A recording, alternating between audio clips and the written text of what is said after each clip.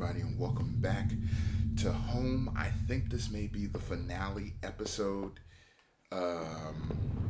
where all of all the mysteries of this place are answered. Seems like I'm going to find Rachel's body in this door right here. But let me see, before I continue, let me see if maybe I'm correct. I didn't get a chance to get through to that other old dilapidated building that I saw. I didn't find another way around to that. But it seems like the factory closed down. He didn't anticipate the loss of his job. So Norman had the shop that he ran. So Norman had something to fall back on, but he didn't. So he wasn't able to get any other jobs. And I would imagine he wasn't able to work in the sewers like some of the other people who may have been his co-workers at the factory did. As they got into financial troubles, it seemed like either his wife Rachel was already having an affair with Norman, because she would normally stop by Norman's store, who was a previous co-worker of his, whenever they needed groceries. It seems like she may have stopped by and may have broken down and confided in Norman at the time, and then their confiding made her feel better. But at home, things were getting worse and tense. He started drinking more, the main character who's on screen, which led to a deterioration in their relationship. And so he was slowly starting to isolate himself and push his wife away, drink himself into oblivion more and more, until, like you saw, he passed out. She started staying over at Norman's place, and then decided that she was finally going to pack a bag. She got a train ticket. She was going to run away with Norman, and they were just going to skip town together and elope. But he may have found out, because he may have found the train ticket, asked her about it. Things escalated and got violent, and he ended up killing Rachel. His anger, he ended up killing Rachel and ended up drinking. So his anger took him over to Norman's place, because he felt like he was betrayed by one of his friends. In his drunken rage, he killed Norman, then stumbled back through the woods covered in Norman's blood and Rachel's blood, and then took a gun from Norman's case, in the struggle with Norman. He either stabbed Norman or he shot Norman to death. And I think he stabbed Rachel. Took the gun, still had the knife, shot Norman, went into the woods, either shot or stabbed those two campers because they saw him, lurched his way up to the water tower, back into the sewers, killed the people as he went through the sewers, and killed the owner of the house that he climbed into. The grimy key I found in the basement unlocked the door. It looked like the room had been tossed around. The furniture was a mess. Did somebody break in here? So that's what I think thus far. There was an old crowbar on the floor. And you take crowbar? Yeah, sure. I lifted the heavy crowbar. I appreciated its weight.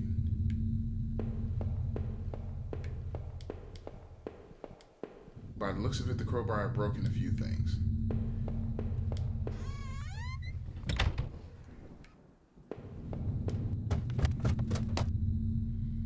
Oh, maybe I can get through the front door now. The front door is locked from the inside. I couldn't go out, though. I need to see if Rachel was here.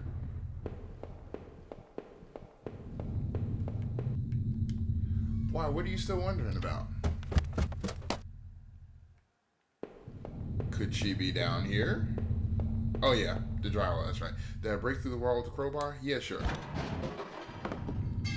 Stepped through, and he put her body behind there. As I stepped through the broken wall, my breath caught in my throat. This was it. Was Rachel down there? Was she okay? Don't look.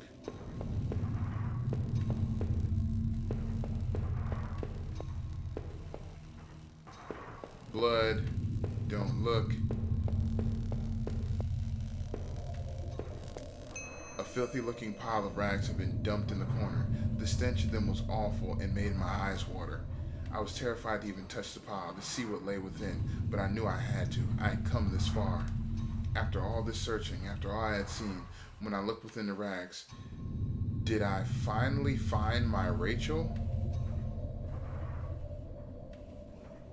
What? Did I finally find my Rachel? What? Yeah, sure, why not?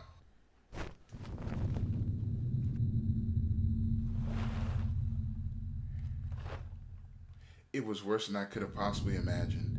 Within the folds of that rotten smelling, heavy fabric was the pale, dead figure of my darling wife.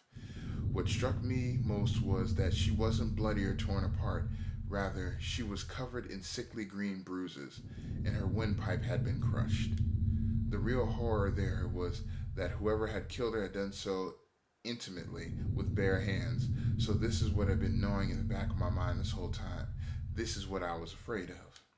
I thought about all I had seen and wondered if any of it could help me figure out who had done this. And when I couldn't stay there any longer, I stepped away on shaky legs and made my way back upstairs. Reluctantly, exhausted from my journey, I could no longer resist the urge to close my eyes.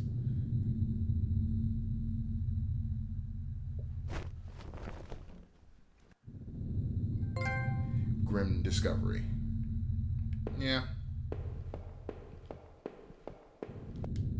it was my wallet with its contents intact. Either I dropped that stuff or somebody else did. Maybe I was sleepwalking again, or maybe somebody stole it from me. Norman's store, that forest, the water tower. Was I at those places before? Yeah, sure. I didn't see how it could have happened any other way. I must have been the one, excuse me, to lose my wallet and its contents. But what does that mean? There, that was decided.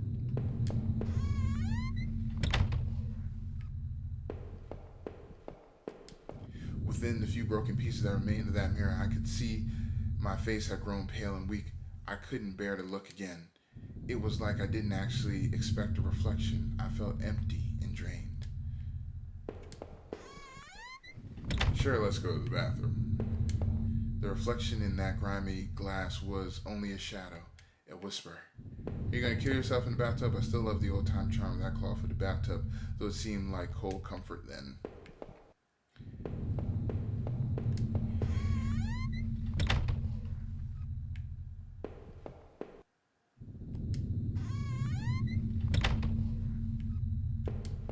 It was the key card I found in the factory, the one that allowed me to slip through that door. It seemed to me that it was probably Norman's, but if that were true, what was he doing back at the plant? Did I think Norman was going back to the factory? Did I think Norman was going back to the factory? No. No, somebody else was using that locker room, but who? The laptop had finally run out of power. Why why would you think Norman was going back to the factory? I need to get back to that house. Because there was a room that was taped up that I couldn't get into. It was a letter I had taken from the postbox. Who had sent it out for Norman? Who had sent him that letter? It must have been from someone in the neighborhood, or at least somebody wanted it to look that way. I wasn't sure what to think. Did he murder Rachel? No. No way. Norman had ended up dead himself. Whoever sent that threatening letter must have got to him. But who the hell was that? It was you, you jackass. From now on, I'd have no one to get angry with me for stupid things like buying this TV.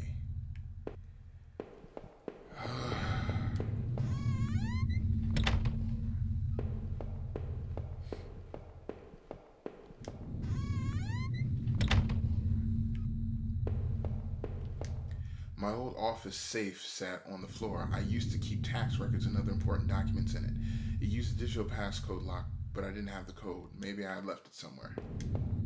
I leafed through the notebook I had taken from the forest. In it were the names that had been written down: Heather, Olivia, Ashley, Cheryl, Iris, Daphne, Holly, Rose, Rachel. I recalled the names I saw scratched on that old desk deep within those musty tunnels. Was the man in that house really up to something? I guess. So now I have the task of finding his passcode. Kind of weird, but okay. It seemed like I had seen all there was. Maybe I thought I was ready to go back into the basement. No, you douche. Where's your passcode? The male still sat there, heaped on the floor. How long had Rachel been lying in the basement?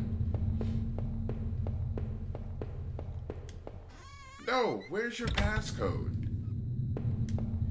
There would be no more dinners here, no more chit chat over breakfast, at least not for us. Okay, whatever. Time to go back in the basement.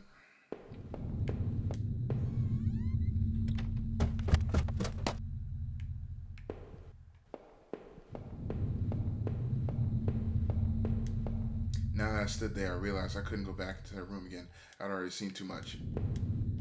I needed to put an end to the situation one way or another.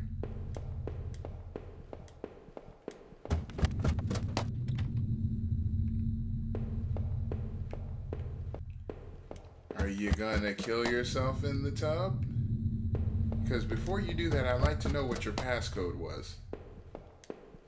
Maybe it's in the bedroom. Maybe I missed it. Maybe I would use some of Rachel's travel books to find some place to go. There, that was decided. No matter what, whatever. At this point, I'm just looking for his passcode. Perhaps I would never know how that mirror came to be broken. Was it by Rachel's assailant or by Rachel herself? The thought lingered and would haunt me forever. The quiet in that room unnerved me terribly. Rachel loved this part of the house. And there's apparently nothing else.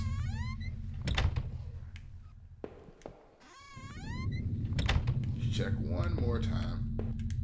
I had made up my mind. Laptop was dead. There was a yellow sticky note with an 8-digit code on it. Did I take it? Yes. The code looked like it might be for the safe. What kind of phrase was that? Cool. Now time to go back downstairs to the safe. Okay. Here we go.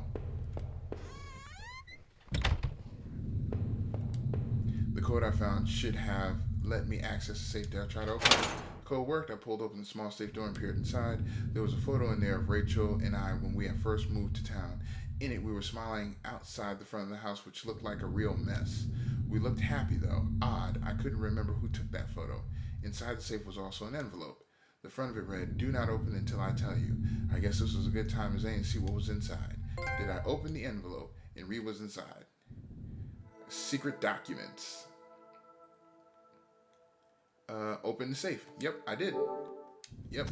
I tore open the envelope and removed the yellow lined paper inside. On it was a letter written in a hand that looked familiar. The letter read, which is my hand, "I know this whole event has probably been pretty difficult. You can't imagine how hard it's been for me too." Well, maybe you can. That isn't meant to be an excuse, but, well, I hope you can better understand why I've done what I've done. Moving to this town seemed like such a dream, a quiet place to get established, to live out our lives, and to be together. But you know as well as I do that things quickly changed. Your drinking was one thing, but as you grew more distant, as you retreated into that world of yours, well, it was clear you didn't need me as much. In fact, maybe you never needed me at all. But it took all this to make you realize. In the end, though, you may never forgive me for this. You may never forgive yourself, but this is probably for the best. You'll be healthier for this. I'm just sorry that it had to happen this way, Rachel. Yep. ...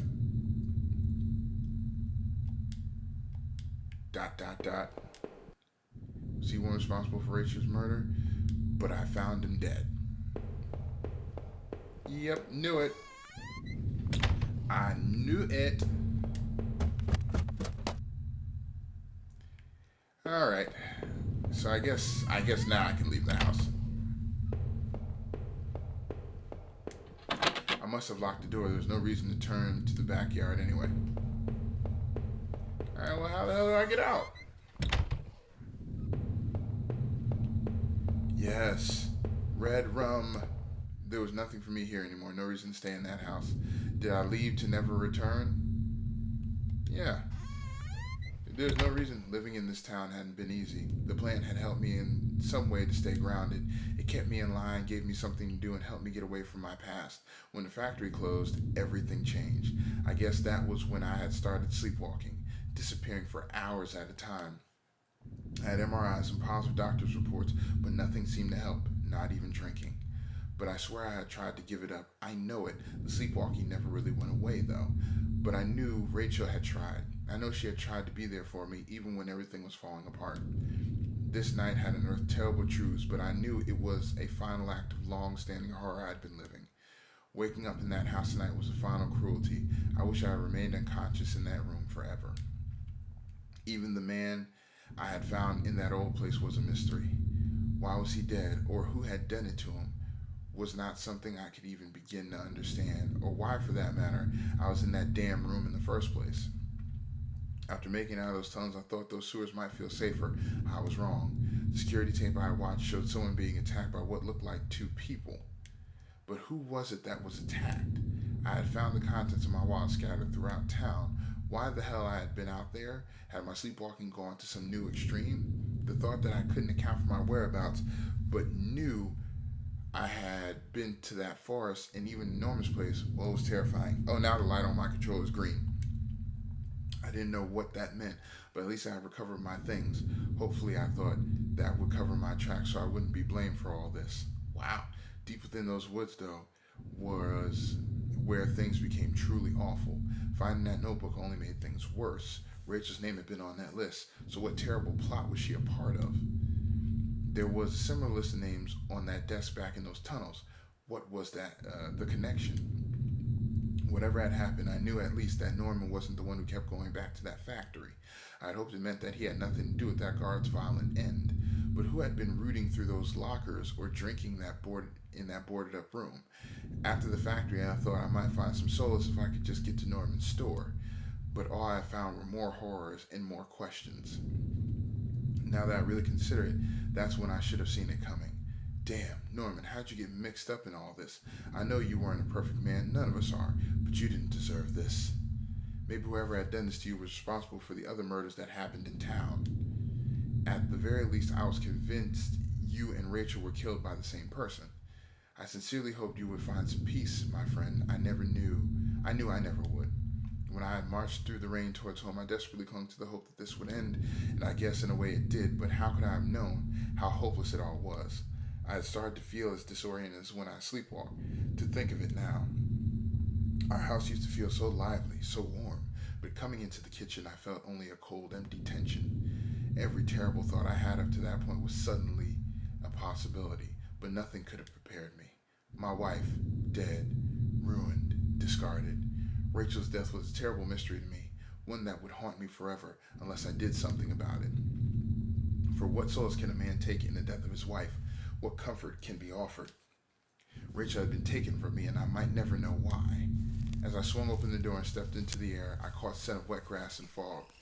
Rachel, my beautiful wife, just the thought of her again, cold and inert, shook me from head to toe. What would I do now? Who could I turn to? It would only be a matter of time before the police got involved, before the neighbors knew. The front lawn was soft and giving beneath my feet, and I couldn't shake the urge that I shouldn't stand there, but rather that I should run. Slipping away. So let me see what that trophy was. End your story by leaving. Okay, so I guess that was one of the endings to Home, which is really weird.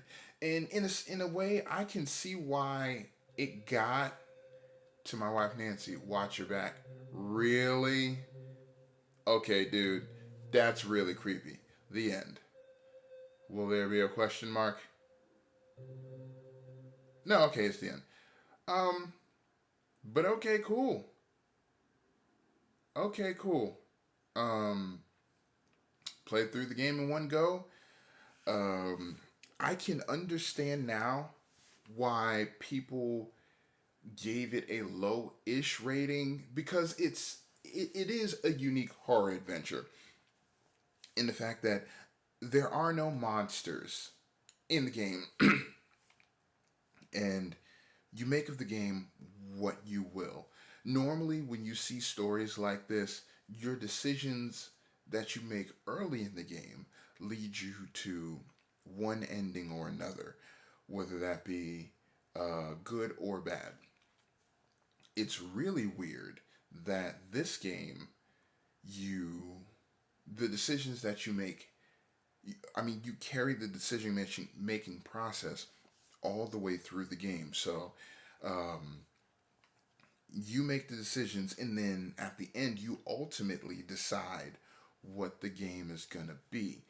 Um, and I can see how people wouldn't understand that, wouldn't get that. Even for me, when it came down to saying, did I find my wife Rachel in the rags? That was the thing that kind of broke the magic a little bit, because I had hoped that, yeah, okay, if you had taken the gun, if you had taken the knife, if you had done a couple of more things, like if you had closed Norman's eyes, if you had buried the girls, then it's like, okay, you must be the murderer or the killer, so you did find Rachel's thing. Whereas if you had left the murder weapons, if you didn't touch the bodies, if you didn't touch Norman, and you were paranoid about most of these things, then it would be like, okay, well, you found Rachel, but she was murdered by someone and you didn't know, and then you actually found like a killer in the town. But that wouldn't even really make sense with the story. And it might have been surreal if it was like, I didn't find Rachel's body, I found my own body, something. But I don't know. Um, this game definitely makes me want to play it again, because there are so many trophies, as you clearly saw. There are so many trophies that I didn't get, um, and so much more to the story that wasn't explained. Like, I never got back around to that other facility. I used the key card too soon, so I never got back down to that room that was powered by those fuse boxes. Um, and I think those were really like the only two things. And maybe like going back and going in that room that had the taped up portion in front of it would have been something else that I could have did, had I investigated a little more in double red like I was doing later in the game, before I pushed that box and went down initially. There was a voice that whispered to me, but I don't know what it said, and I don't really know what purpose that served. But hey, but all in all, I enjoyed it. I think it was a cool game. It gave me chills in the beginning, uh, and it kept me sitting on edge, and I was suspenseful, and it definitely had the ambience and the creep factor that I really liked. So it was a cool game for $4.99. It was a cool purchase. It definitely has some replayability to see how the story might differ, and I kind of do want to go back and maybe look up a walkthrough to see how I get to that other building. I know the mistakes that I had made, but yeah, going through and playing through it differently, um, I'm definitely looking forward to trying to see what other endings this game has. So it's really cool. It's really cool. Benjamin Rivers, I think you did a good job. I think that you deserve higher than a 6.5. I would have probably given the game maybe like a 7, 7.5. Um, so if this is what you're into and you like this kind of stuff, go out. You can buy it on PlayStation 4. I have the link in the description below. If not, go to the homepage. It's easy to find. Go to the homepage. I think it's on like Apple devices and iPhones. It's like sort of a point and click horror adventure. So, you don't need a console to play it. Though the element of the light on my controller and my controller vibrating were very cool. So, with that being said, thank you so much for joining me. If you liked it, mash that like button like there's no tomorrow and share the video with the world. Hit me up on Facebook, hit me up on Twitter, hit me up in the comment section below. Let me know what you think about the videos thus far. And I'm The Outlier, and I will see you all in the next video.